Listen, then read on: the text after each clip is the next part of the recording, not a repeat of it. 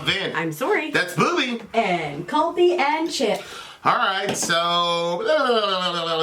We're doing Devin Townsend. Genesis.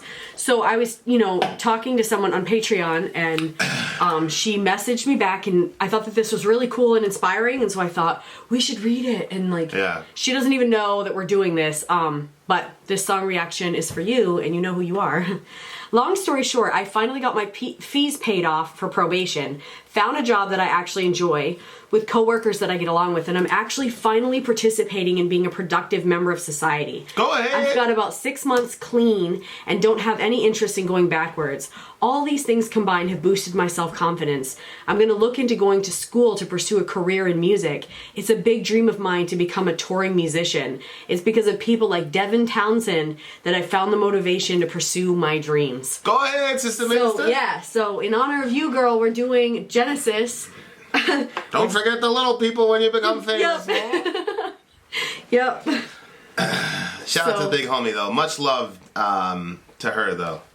That's a lot of stuff to overcome. Yeah, a huge lot of stuff.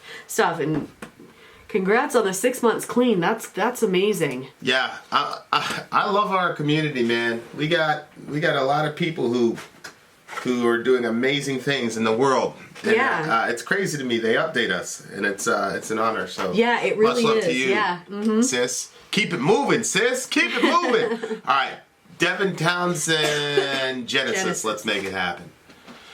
From his new album, Empath. Go. Yeah, and go. I can't hear anything. There's nothing to be done. It's just him doing his thing. Is this the actual video? Yeah.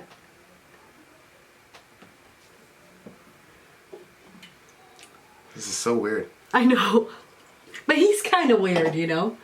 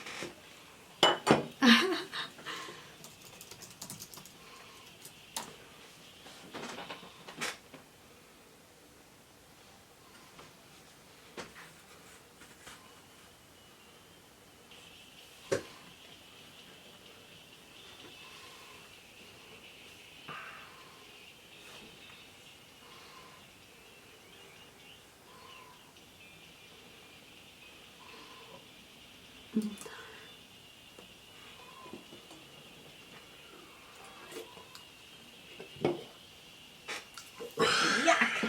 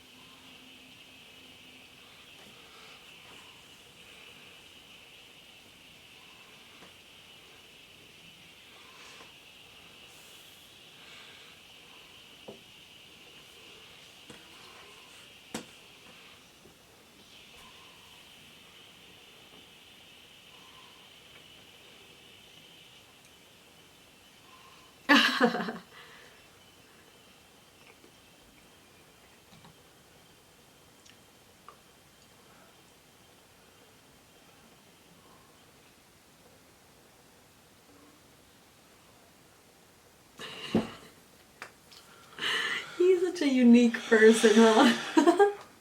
Yep, he is. That's for sure. Okay, what'd you think? I don't know really what the song was about, except that it's just maybe like a new beginning for everybody and like, in everything. But then he said something about the mind, so I didn't know if this is happening in the mind. The island of the mind. Yeah. Yeah. But I love the part where it said, "Let there be light, let there be moon." The way that he sung that part, and like, let there be light, let there be moon. Yeah, let there be stars and let there be you. Like, it was just reminding me of like the Genesis account of like God creating, because I think whenever I would picture like God creating the world at the beginning, it was always like very moon, stars. You know what I mean? Like very like not very exciting. And then like I remember one time that we had a conversation about it, and you were like, "Are you serious?" Like you were like making it seem like really exciting, and then the angels are rejoicing, and like all the different like elements of the excitement of those moments when things were coming into existence. So when he sings it, I felt like that kind of went along with how you had explained it, like the way that he says it. It's what the Bible says. Yes, I know, but you always be like, the way you do, blah, blah, blah. Yes, because the way I read it, he was very like, God was just kind of talking like, I don't know, regally, like he was above it all. But then when you explained it, it just sounded like it was an exciting day, like calling things into existence. Yeah, that would be pretty gnarly. Huh? That would be pretty what? That would be pretty gnarly. It says, when the morning stars sang together and all the sons of God shouted for joy. Yeah. Well, yeah, I see that. I think that was the verse you showed me. Well, there's that, and then there was Proverbs 8, where wisdom is talking. And it seems to be talking about Christ. What does it say?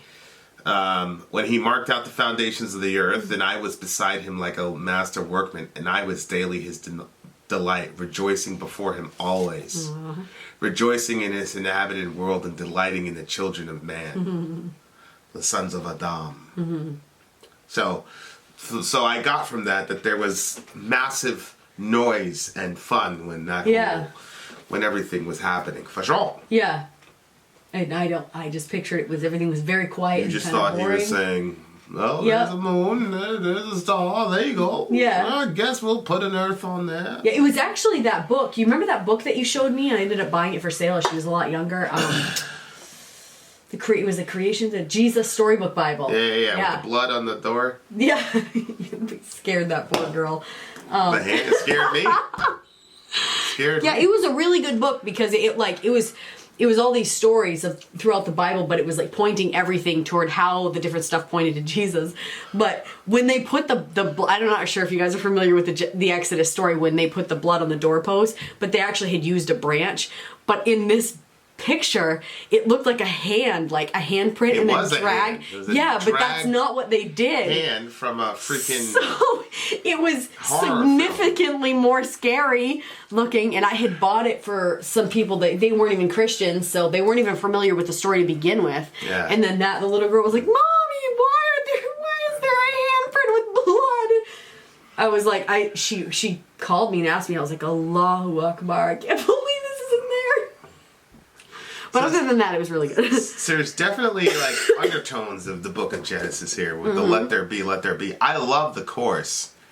Especially the let there be monsters, let there be pain. That was interesting too, because it's sung in a celebratory manner. Yeah.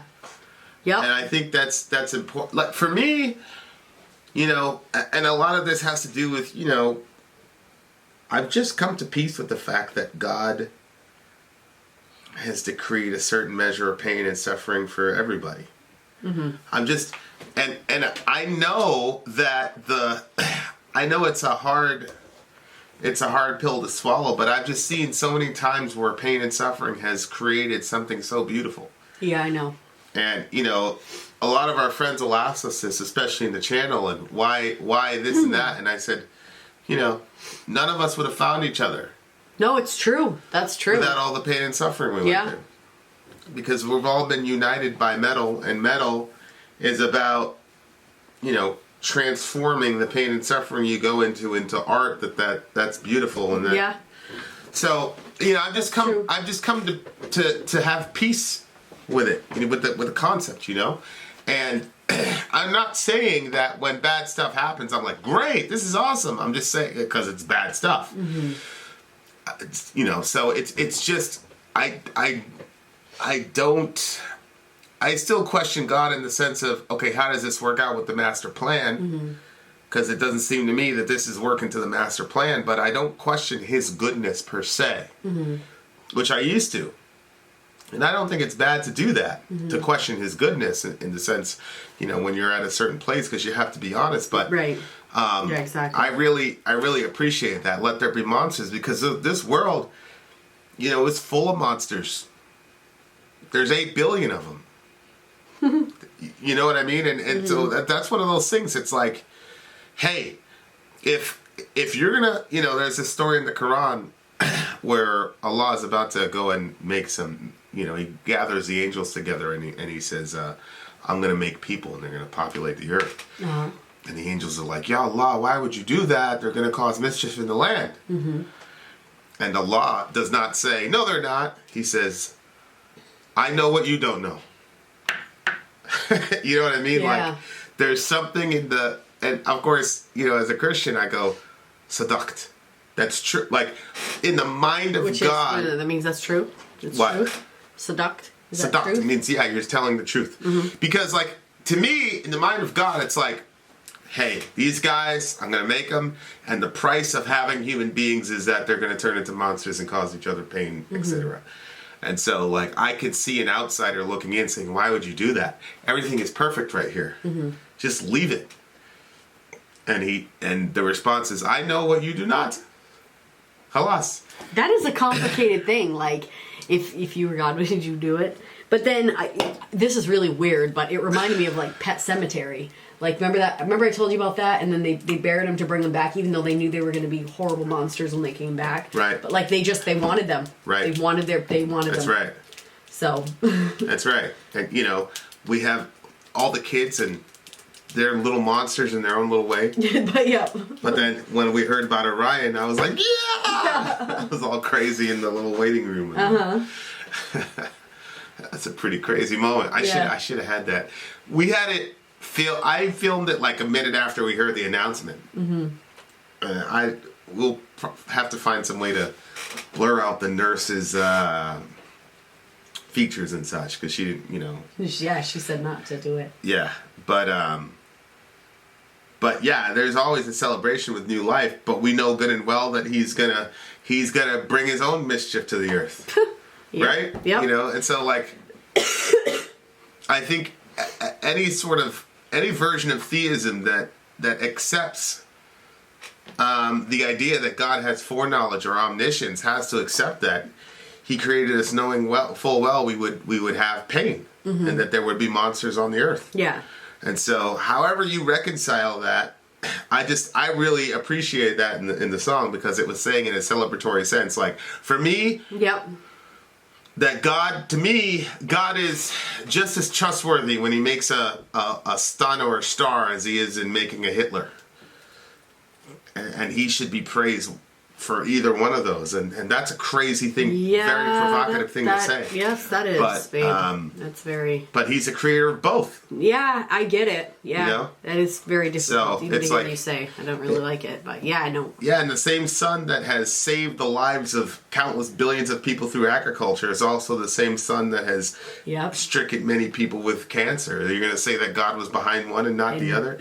Many people have died because of famine, because the sun was beating too hard on everything. Correct. So it's like, you know, and these are very, you know, an atheist, I was in a situation and an atheist brought this up and the Christian kind of was like, and I'm like, what do you mean? These are valid questions. Like, these are valid, painful questions. Like, how could you just, you know, dismiss that? Like, I don't understand that. Those are real valid questions. And like, of course, I know the answer, you know, but a lot of it just has to be, you just have to, for me, it was just walking with God my entire life. And I don't know what, it wasn't one particular event, but it just came to it was one of those situations where that particular issue was just close for me, you know, because. Do you remember when it happened? I couldn't tell you. I have no idea. Were you a kid or an adult? No, I wasn't a kid. No, when I was a kid, I had serious problems with that. I literally, I don't remember. I don't know. Well, you narrowed it down. I was curious if you were an adult. Probably being a parent has a lot to do with it. Yeah. Because you do things as a parent that you know things that they don't know. It's completely true. And you sometimes you can tell them and sometimes you can't tell them. Oh, I know. And so our kids are I mean, I'm sure everybody's kids are smart. I'm not saying that, but like our kids will ask these questions and they're like so pointed they could all be friggin' lawyers. Right. But I'm like... Right. That's one of the disadvantages of engaging them is if they're adults. It's because they're asking questions at a very, very particular plane. Yes. And sometimes you just have to say, none of your freaking business. Oh, well, I know. Remember when I first started coming around and you're like, you need to just tell them it's none of their business. Yeah. And I'm like, really? Like, it was such a weird thing. But after a while, I was like, I had to start adopting that because I would only say it's none of your business when they had asked a question that was like, that's a freaking good question. Yeah. And they already knew whatever. So I'm like, so then when I was saying it, they're like, oh, we knew it, blah, blah, blah. So I had to start using that just randomly. It's none of your business. Yeah. Just so that way, it would become more normalized. I know what you don't know. No, it's true. And there's just some things, that you just can't tell your kid. Yeah. Because they're a child and you're trying to save their, give them some semblance of childhood and innocence and stuff like that. So you're not going to answer all those questions. Because you're so in love with this island of the mind. You've got to get on your feet again. Get on your feet again. Why can't we just sail away? Well, at the beginning, they were saying like that you would say to yourself, you're better off dead.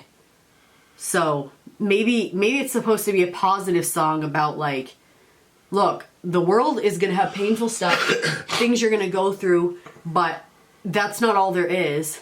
How they meet their maker. What about this part? How they meet their maker is the right one. Is their right while they're alive. It's beautiful. Does that...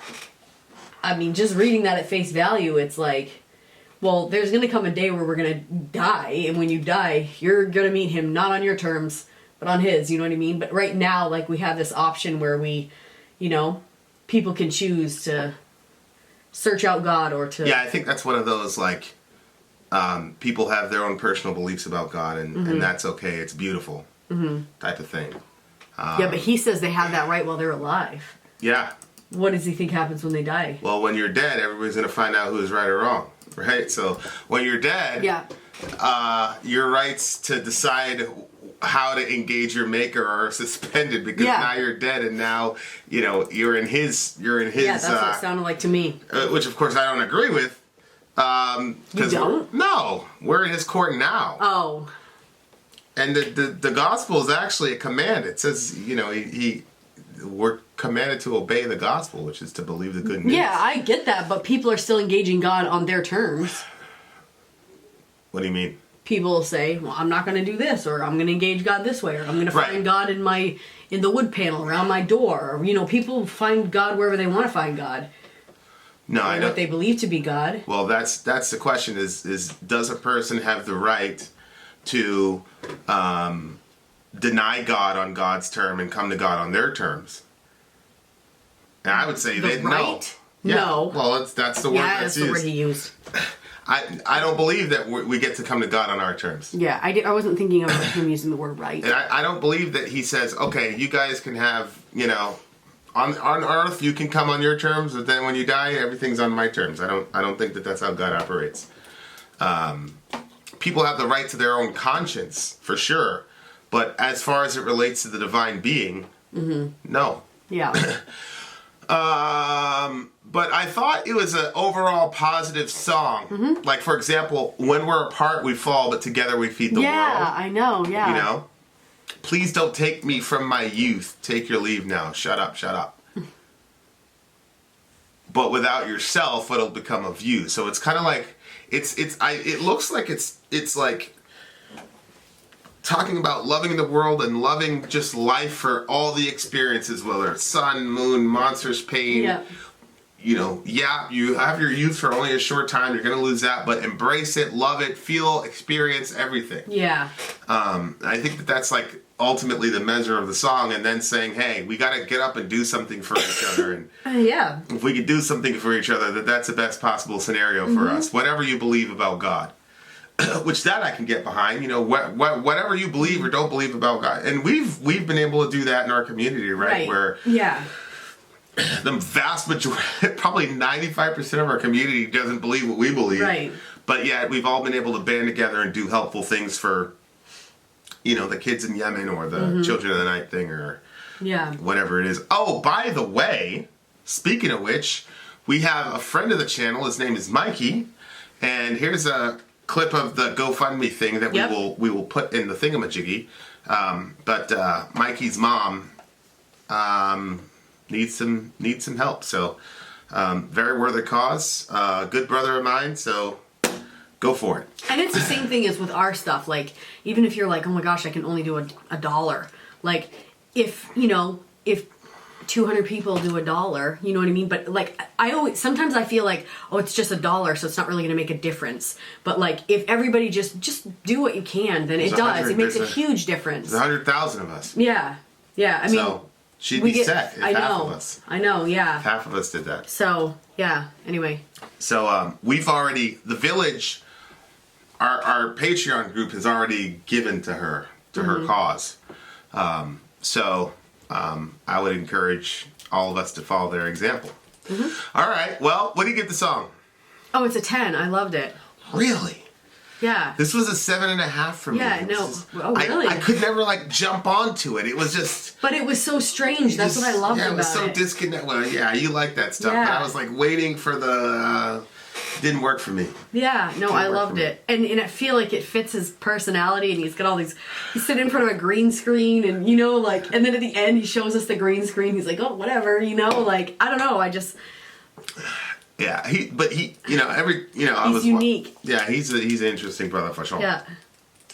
Check out Mikey's, I asked him how his mom's doing, and he said she's doing better, so. Oh, that's good. And the other thing about, $1 is if one person gives $100, whoa, that's crazy. But if 200 people gave $1, that the psychology of, whoa. Oh yeah, 200 people are helping me. There are 200 complete strangers, don't know me from Adam, boom. Yeah, that's true. So shout out to Atheist Mikey, that's my guy. Vin out. Sori out. Down.